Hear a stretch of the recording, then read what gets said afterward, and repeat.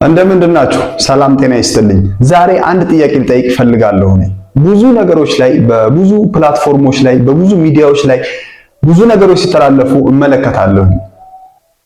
ከብሔሮች የሚበልጥ ብሔር የትኛው ብሔር ነው የሚል ጥያቄ መጠየቅ ፈልጋለሁ። ከብሔር የሚበልጥ ብሔር አለ? ከቋንቋ የሚበልጥ ቋንቋ አለ? ከሰው የሚበልጥ ሰው አለ? እኔ የለም ብዬ ነው የማስበው። ከሰው የሚበልጥ ሰው የለም። ሰው በሰውነቱ ሁሉም ሰው ክቡር ነው። ብሔር በብሔርነቱ ሁሉም ብሔር ክቡር ነው። አንዱ የበላይ አንዱ የበታች የሚባል ነገር የለም።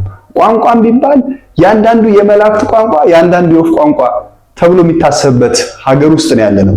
እኔ ግን ነግራቸዋለሁ 80 ምናምን ብሔር ሀገራችን ኢትዮጵያ ውስጥ ያሉት 90ም ሊሆኑ ይችላሉ። ሁሉም ብሔር ብሔረሰቦች በሙሉ እኩል ናቸው ብዬ ነው የማስበው። አንዱ ብሔር የበላይ አንዱ ብሔር የበታች የሚባል ነገር የለም። ሰው በሰውነቱ ብቻ አክብሩ። ሰው በሰውነቱ ብቻ መከበር መቻል አለበት። ማንም ሰው ፈልጎ ከአንዱ ብሔር ከአንዱ ቋንቋ ከአንዱ ነገድ እስካልተፈጠረ ድረስ ሰው በሰውነቱ የትኛውንም ቋንቋ ቢያወራ የትኛውም ሀገር ላይ ቢኖር የትኛውም ብሔር ውስጥ ቢፈጠር ሰው በሰውነቱ ብቻ ሊከበር ይገባል። አንዳንድ ተማርን የምትሉ ሰዎች በጣም አወቅን የምትሉ ሰዎች ብሔርን ከብሔር ይሄኛው እንደዚህ ነው ይሄኛው እንደዚህ ነው ይሄ አናሳ ነው ይሄ ትንሽ ነው ይሄ እንትን ነው የምትሉ ሰዎች እኔ በጣም ትገርሙኛላችሁ።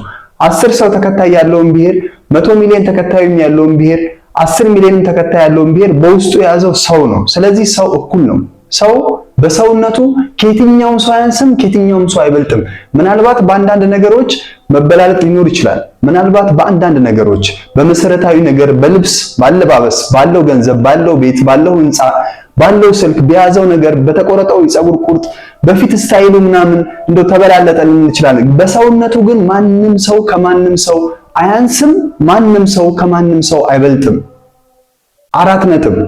የትኛውም ሰው ሲጎዳ ማየት አንፈልግም። የትኛውም ሰው ሲቸገር ማየት አንፈልግም። ይሄ የእንትና ወገን ነው ይሄ የእንትና ወገን ነው የሚባል የለም። ሰው በሰውነቱ መጀመሪያ ለመቀበል ጥረት አድርጉ።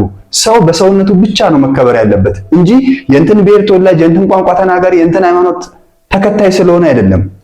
ሰው ነው የሚቀድመው።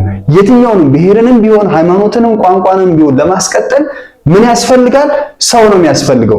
ሰው ከሌለ ቋንቋውም ሃይማኖቱም ዘሩም የለም ማለት ነው፣ ይጠፋል ማለት ነው። ምክንያቱም ሰው ነው የሚያስቀጥለው። ያንን ቋንቋ ሰውየው ካልተናገረው ወይም የሚናገሩ ሰዎች ከሌሉ ቋንቋ ይጠፋል። ብሔርም ቢሆን የሚያስተራው እኔ ከለ ብሔር ነኝ ብሎ የሚያስተራው ሰው እስከሌለ ድረስ የለም ማለት ነው። ስለዚህ ሁላችሁም ማወቅ ያለባችሁ ነገር አታስመስሉ። አዎ እኛማ እንደዚህ እኮ ነው የምናስበው ትላላችሁ። አታስመስሉ። ማስመሰል አያስፈልግም። መሆን ነው የሚያስፈልገው። መሆን ሆነ መገኘት ነው። ሰውን ማክበር በተግባር የሚታይ ነገር ነው። ሰውን መውደድ በተግባር የሚታይ ነገር ነው።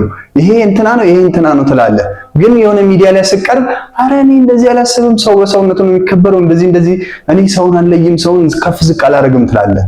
የውሸት ኑሮ አቁሙና ትክክለኛ የሆነ ኑሮ መኖር ጀምሩ።